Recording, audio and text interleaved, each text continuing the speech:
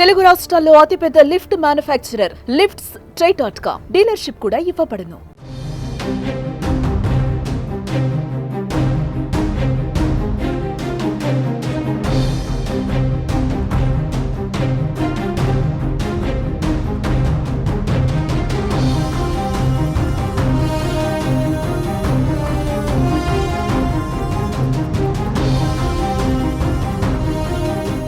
AP మాజీ CM YCP అధినేత జగన్ కు సుప్రీంకోర్టులో భారీ ఊరట లభించింది. వివిధ కేసుల్లో ప్రధాన నిందితుడిగా ఉన్న జగన్ బెయిల్ రద్దు చేయాలని, ఆ కేసుల విచారణ మరో కోర్టుకు బదిలీ చేయాలని AP assembly deputy speaker Raghuramakrishnaraju సుప్రీంకోర్టులో పిటిషన్ వేశారు.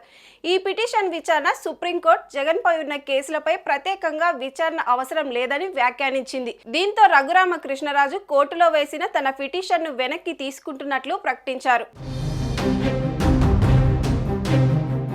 మాజీ సీఎం జగన్ అక్రమాస్తుల కేసు ట్రయల్ సరిగా జరగకపోవడంతో విచారణ పూర్తవడం లేదని రఘురామకృష్ణరాజు పిటిషన్ దాఖలు చేశారు. ఈ కేసును తెలంగాణ నుంచి మరో రాష్ట్రానికి బదిలీ చేయాలని అందులో పేర్కొన్నారు. గడిచిన జగన్ 12 ఏళ్లుగా బెయిల్పై ఉన్నారని, ఆయన బెయిల్ రద్దు చేయాలనుకుంటే ఈ కేసుల విచారణలో తీవ్ర జాప్యం జరిగే అవకాశం ఉందని మరో పిటిషన్లో పేర్కొన్నారు. అయితే రఘురామకృష్ణరాజు దాఖలు చేసిన పిటిషన్ను సుప్రీంకోర్టు కొట్టివేసింది.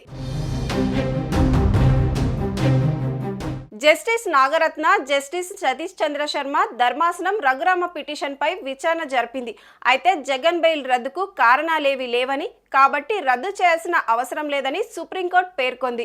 అలాగే సిబిఐ కేసులను మరోసారి రాష్ట్రానికి బదిలీ చేయలేమన్న ధర్మాసనం, కేసులను మమ్మల్ని పర్యవేక్షణ చేయమంటారా అంటూ పిటిషన్ పై అసహనం వ్యక్తం చేసింది. ఒకానొక తరుణంలో పిటిషన్ను డిస్మిస్ చేస్తామని పిటిషనర్ను కోర్టు హెచ్చరించింది.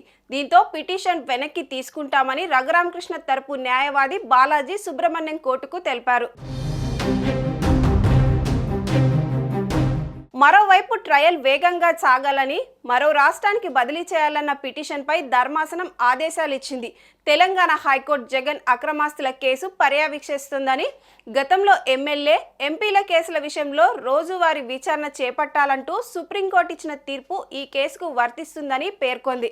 ట్రయల్ కోర్టు రోజువారీ విచారణకు తీసుకోవాలని, హైకోర్టు కూడా పర్యవేక్షణ చేయాలని జస్టిస్ బివి నాగరత్న, జస్టిస్ సతీష్ చంద్ర మిశ్రా ధర్మాసనం ఆదేశించింది.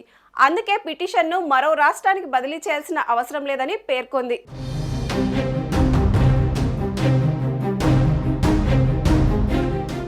సుమన్ టీవీలో మీ పర్సనల్ అండ్ బిజినెస్ ప్రమోషన్స్ కోసం కింది నెంబర్కి కాంటాక్ట్ చేయండి.